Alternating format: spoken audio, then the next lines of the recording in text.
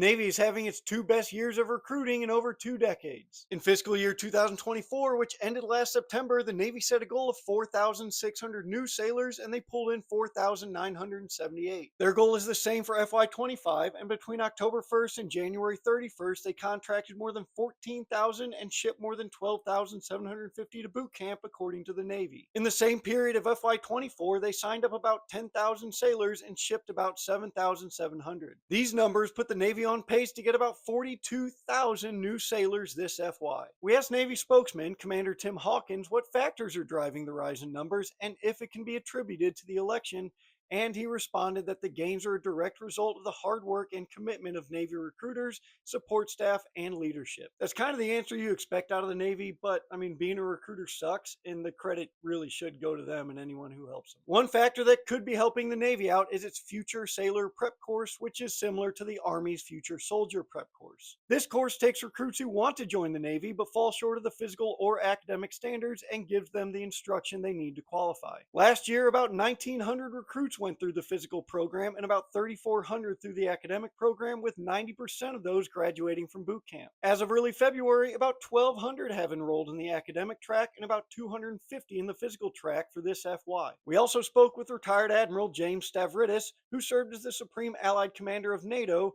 who said that the gains can be attributed to rising unemployment and people seeking job stability. Retired Navy Captain Brett Sadler, who currently works for the Heritage Foundation, said it's because the advertising is focusing on the Navy's mission and patriotism. Of course, like most officers, they're both completely wrong though. The real reason is obviously a resurgence in Godsmack, as illustrated by this Google Trends chart. This has inevitably led to more young people seeing this recruiting commercial, whose opening riff will have you yearning for a life on the high seas, needle gunning rust, and being yelled at by a fat chief. It's probably really a whole bunch of reasons, but nobody will know unless they ask every single recruit, but it is fun to say things that support your bias. To read this full story and a lot more news in the military community, you're going to want to go to taskandpurpose.com and be sure to follow us right here as well.